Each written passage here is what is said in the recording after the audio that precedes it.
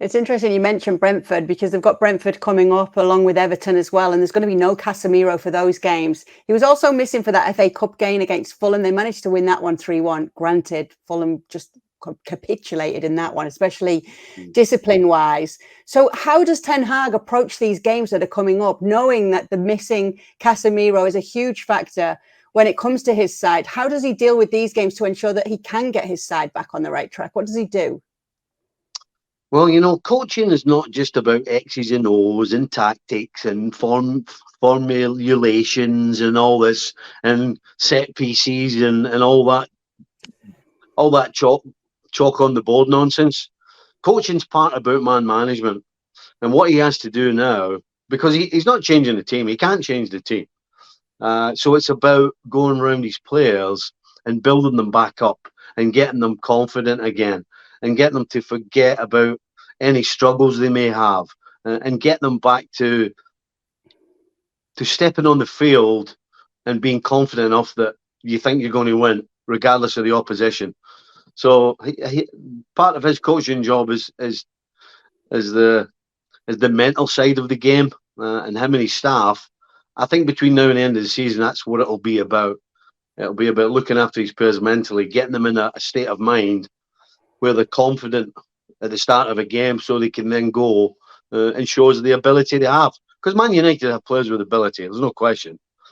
But it seems right now that the confidence is a little low, and Ten Hag and his coaching staff have to change that.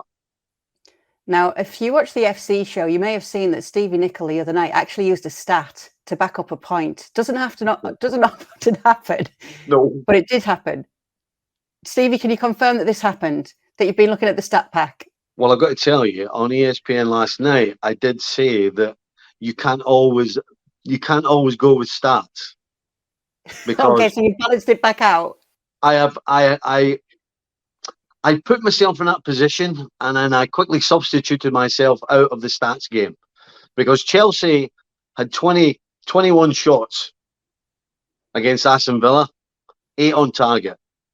On the face of it, that looks great. That looks like, oh, you've dominated the game. It sounds like the goalies maybe had a great game.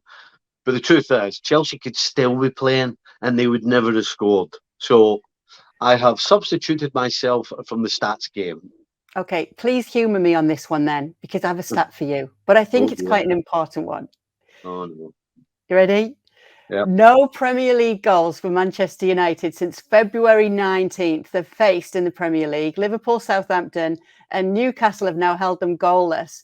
If Rashford's not scoring, who's going to pick up the slack? So there you go. I gave you a stat, but I put a question with it. All right. Is that okay? Allowed? I'm back in the game. I'm back in the game. That stat is correct. That stat is a fact. And that stat does tell you something. And it tells you that without Rashford, where are the goals coming from? Because I can't tell you. Anthony Martial stepped on the field today. You can't rely on to score, and you actually can't rely on to be fit to be on the field. Jadon Sancho, who we thought would be a superstar when he came to United, is coming off the bench. Anthony, unless he throws a worldie in, cutting in from the left and sticking it in the top corner, but he's not going to be doing that very regularly. Who am I missing? I mean, I don't know. I don't know where the goals are coming from. Weghorst seems to be more of a playmaker these days than a big centre forward. So that brings us back to Marcus Rashford. And if Marcus Rashford is as invisible between now and the end of the season as he was today, then that's going to be a worry and a problem for Manchester United, no question. Let's go to the other side of the pitch then, Stevie. And I want to ask you what they could do better defensively in the games going forward. I think they need to get together. There's a lot of holes, a lot of gaps. I always felt that when teams were playing through you, you know what, let's get tight and make them go around the outside. And then everybody knows that, from the centre forward all the way back to the goalkeeper. Everybody knows that we're taking them wide, keep them away from the goals, and then you go from there. So that would be my suggestion. I think the team as a whole, because defending is not always just about the back four. It's about everybody. And if everybody does their job and gets in position tactically when you don't have the ball, then you make it tough for the opposition. I don't think United made it particularly tough for Newcastle today. They came at them down the right, they came at them down the left. Not as much down the middle, but they still managed it. So, yeah, I think in layman's terms, you don't surround the wagons. What do you do with the wagons? I Circle the don't know. wagons. Maybe you could tell us in a You stat circle the form instead. wagons. Yeah, you circle them. Yeah. You circle the wagons. There you go. Yeah. Maybe that'll be the title of the piece today on YouTube. You circle the wagons. Yeah. We should probably talk about Newcastle a little bit, Stevie. What do you like about this side? Well, I think I was talking. Ten Hag has to get back in the mind of his players, and I think that's what Newcastle's coaching staff have done with their players.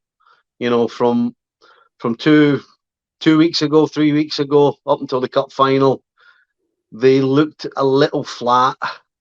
The spark had kind of gone, but you'd have to say that now that spark looks back on this performance today, and just at the right time with 9 games to go, they look as though they're not back to where they were, but certainly not far off it. And no question, they dominated this game.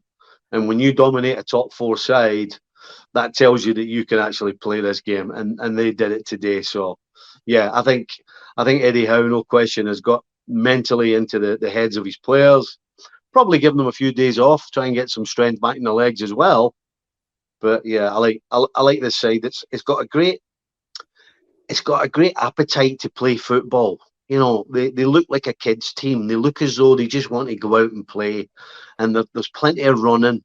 You can always tell when teams enjoy playing because they all look as though they're running at 100 miles an hour the whole time, and the effort is 100 miles an hour all the time. The desire's there, the passion. You see bums at the end, even though they're winning the game, getting the crowd fired up. Newcastle's a team that likes to play, and they like to play well, and they like to play exciting football, and that's why Newcastle fans are loud and noisy, regardless of whether Newcastle's at the top or the bottom of the league. But when their team's in that kind of mood and playing with attack and flair, they make even more noise. So, listen, what's not to like about Newcastle? They're a team that really, for all the money they don't have a superstar. But they got a close one. They got Guimaraes, who I think is huge for them, as I've said earlier. But yeah, what's not to like about Newcastle? Please, somebody tell me. Well, they're from the northeast. What can I say? Top 4 as it stands, Stevie: Arsenal, Man City, Newcastle, and Manchester United. Does it stay that way? Oh gosh. You can change your mind every week. You all have been. I know, yeah. Well, because of results and performances that we do change our mind. I think 2 weeks ago, after the cup final, when Newcastle lost to United, I think I said I didn't think Newcastle would finish in the top 4. I think they would tail off because they looked jaded. All of a sudden, you see a different Newcastle today against Manchester United. You see a Newcastle that looks as though they actually belong and deserve to be in the top 4. So that's why we're excuse me. That's why we're changing our mind so much, because unlike previous years, there aren't that many teams who are so consistent. You know exactly what you're getting.